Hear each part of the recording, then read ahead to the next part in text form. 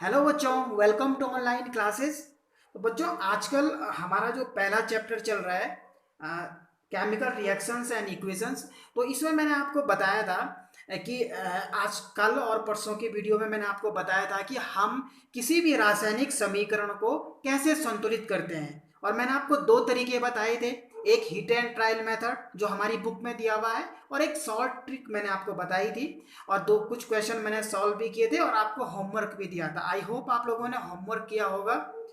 ठीक है, और आप एक कॉपी खरीद लीजिए बाजार से, और जो भी मैं पढ़ा रहा हूँ उसको नोट करते जाइए। जब मैं पढ़ाता हूँ तो वीडियो को पॉज कीजिए और स्क्रीनशॉट लीजिए, या फिर वीडियो को पॉज करके नोट कर दीजिए। ठीक है, तो आज हम अपनी बुक, हमारी जो ये बुक है इसमें कुछ प्रश्न दिए हुए हैं, इन प्रश्नों को सॉल्व करेंगे। इसमें पहला प्रश्न दिया हुआ है, वाई में जलाने से पहले मैग्नीशियम रिबन को साफ क्यों किया जाता है।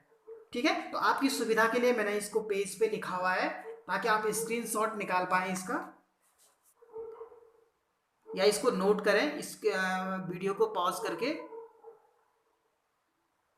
ठीक है, तो देखिए होता क्या है बच्चों की, जो ये मैग्नीशियम होता है, ठीक है, मैग्नीशियम रिबन जो होती है, जैसे ये वायु के संपर्क में आती है तो इसके बाहर से सफेद रंग की एक परत जम जाती है, और इस सफेद रंग की परत को हम मैग्नीशियम ऑक्साइड कहते हैं।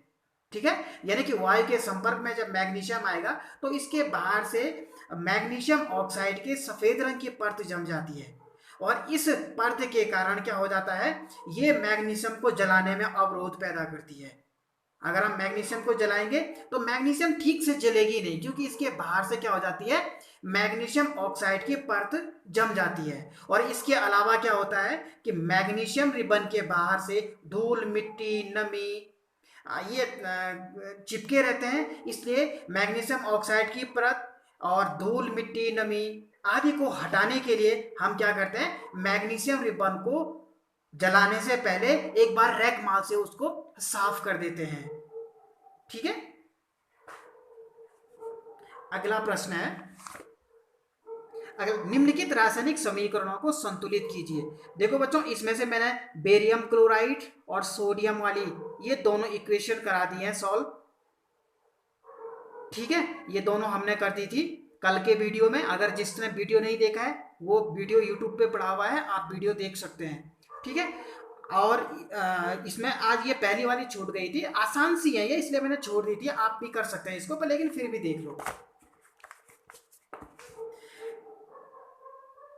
ठीक है, ये है निम्नलिखित रासायनिक समीकरणों की संतुलित समीकरण लिखिए। Hydrogen plus chlorine equal to hydrogen chloride. ठीक है, तो इसका आंसर हो जाएगा हाइड्रोजन H2, इसका प्रतीक होता है, और प्लस क्लोरीन, क्लोरीन का होता है Cl, Cl2। ठीक है, तो ये हाइड्रोजन क्लोराइड HCl बनाएगा। ठीक है, हाइड्रोजन कितने हैं, दो हैं, यहाँ एक है। क्लोरीन यहाँ कितने हैं, दो हैं, यहाँ एक है। तो यहाँ पर हमें हिट एंड ट्रायल मेथड आसान सा है, यहाँ पे दो कर दो, ये भी दो हो जाएंगे और ये भी दो, क्लोरीन भी दो हो गए और हाइड्रोजन भी दो हो गए। ठीक है, तो समीकरण को कैसे संतुलित किया जाता है तो वो मैंने आपको ऑलरेडी दो वीडियोस में आपको बता रखा है, आप उसको जा करके देख सकते हैं। ठीक है, तो ये जो दूसरा क्वेश्चन था बच्चों, ये कंप्लीट हो गया है, ये मैंने अभी करा दिया है, आसान सा था। और ये बाकी दो मैंने आपको कल के वीडियो में समझा रखी है। अब आगे आता है प्रश्न नंबर 3। ठीक है, प्रश्न, निम्नलिखित समीकरणों, निम्नलिखित अभिक्रियाओं के लिए उनकी अवस्था के संकेतों के साथ, यानी कि अवस्था, उनकी भौतिक अवस्थाओं के संकेतों के साथ संतुलित समीकरण लिखनी है। और ये दो प्रश्न दिए हुए हैं, पहला है, ठीक है देखते हैं, मैंने नोट किया हुआ है ये।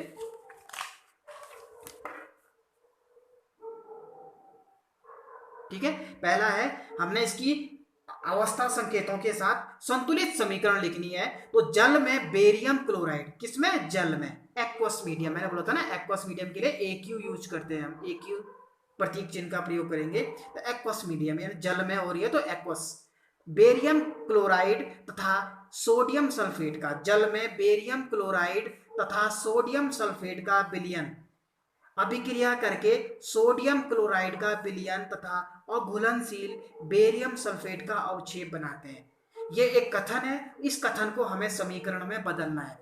अगर आपको कथन को समीकरण में कैसे बदलते हैं, आप पहला वीडियो देख सकते हैं, भाग 1, उसमें मैंने समझा रखा है आपको। तो देखिए, सबसे पहले बेरियम क्लोराइड, तो बेरियम क्लोराइड का जो फॉर्मूला होता है बच्चों वो होता है BaCl2। ठीक है, बेरियम क्लोराइड जल में हो रही है ये क्रिया, ठीक है, यानी कि मीडियम क्या है, जल है, तो ये एक्वस मीडियम में होगा AQ। ठीक है, उसके बाद बेरियम क्लोराइड तथा सोडियम सल्फेट का विलयन, बेरियम क्लोराइड है एक, और एक बेरियम क्लोराइड का विलयन है, और दूसरा किसका है, सोडियम सल्फेट। सोडियम सल्फेट का फॉर्मूला होता है बच्चों Na2SO4, सोडियम सल्फेट। अभिक्रिया करके, अभिक्रिया जब हो रही होती है तो उसको तीर के निशान से हम बताएंगे, अभिक्रिया करके सोडियम क्लोराइड का विलयन तथा अघुलनशील बेरियम सल्फेट का अवक्षेप बनाते हैं। क्या क्या बनाते हैं, एक तो सोडियम क्लोराइड, सोडियम क्लोराइड का विलयन, और एक बनाते हैं अघुलनशील, यानी कि ये जल में घुलेगा नहीं भाई, समझ रहे हो भाई, अघुलनशील है, ये जल में ये क्रिया कराई जा रही है तो ये जल में घुला हुआ नहीं होगा, अघुलनशील होगा, बेरियम सल्फेट BaSO4, BaSO4 ये क्या है, अवक्षेप है बेटा, ठीक है, अघुलनशील है। होता क्या है कि जब हम रिएक्शन करते हैं तो तली में बैठ जाता है ये, ठीक है ना, अघुलनशील है, और हमेशा जो अवक्षेप होता है उसको हम इस तरह से बताते हैं तीर के निशान के द्वारा नीचे की ओर, तो हम इसको कहेंगे ये बेरियम सल्फेट है, बेरियम सल्फेट का अवक्षेप,